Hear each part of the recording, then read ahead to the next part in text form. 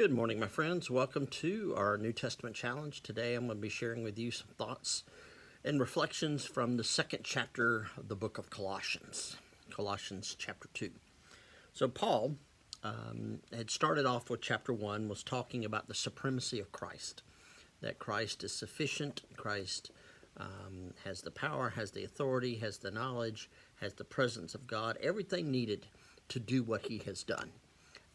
And to continue to do what he does.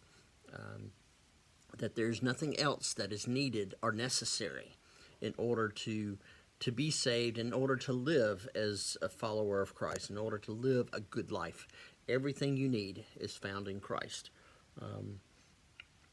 He talks about how he is suffering, Paul is suffering, but he says, I do this for you. I do this because I want you to grow. I want you to know. I want you to have the understanding and the knowledge of God that is found in Christ. I want you to have that wisdom. And I don't want you to be deceived by other arguments. And this is where he kind of goes into this. He says the fullness of life in Christ is available to us. See to it that no one takes you captive through philosophy and empty deceit.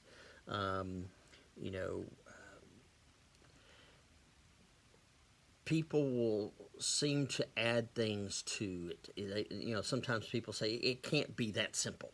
There's got to be things you have to do. You've got to live a certain way. You can't eat certain things. You can't drink certain things. You can't wear certain things. And there's going to be that all the time. And just got to be careful with that, because Christ in and of himself, the act of Christ, that is sufficient for you. Now, if out of that you decide to do other things or not to do other things, then that's fine. But it is not necessary to do those things. It is not necessary to abstain from certain things or to eat certain things or to do certain things. It is not necessary.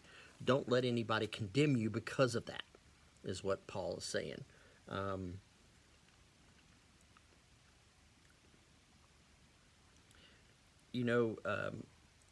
Just be careful with that.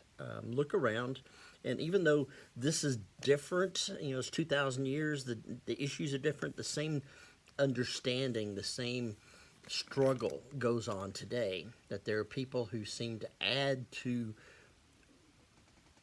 what Christ gave us and says, you could only be a Christian if you do certain things. Some people say if you speak in tongues. Other people say if you are immersed, or if you worship this way, or if you worship that way, or if you're Calvinist, or if you're Arminian, or whatever it is. There are people who are constantly trying to add structure, add laws, add legalisms to grace, and we need to be careful of that. People can be faithful followers of Christ and believe and act differently than me. They can believe in Christ's salvation. They can believe in his sacrifice, and then they can worship differently. They can act differently. They can, there are multiple ways of being a disciple of Christ, and we are not privy to the only and the best way. It's best for us, and even then, we're not where we need to be. I'm not as faithful and as obedient as I could be. I try. Sometimes I fail. Sometimes I get it right, but we keep moving forward. Just be careful that you're not led astray by things that are not central to the faith. Christ is central to the faith. His sacrifice is central. God's love is central.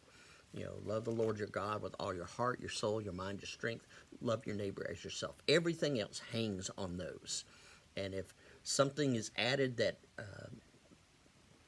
goes against those two commandments, then you need to be careful there. You need to be careful.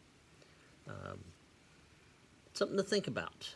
Colossians were struggling with that, and I think there are people today that are struggling with added things to the faith, and we just need to make sure we're doing what is right and what is required and what is holy. God's grace is sufficient for us. Hope that helps, my friends. Take care, and we'll talk to you tomorrow.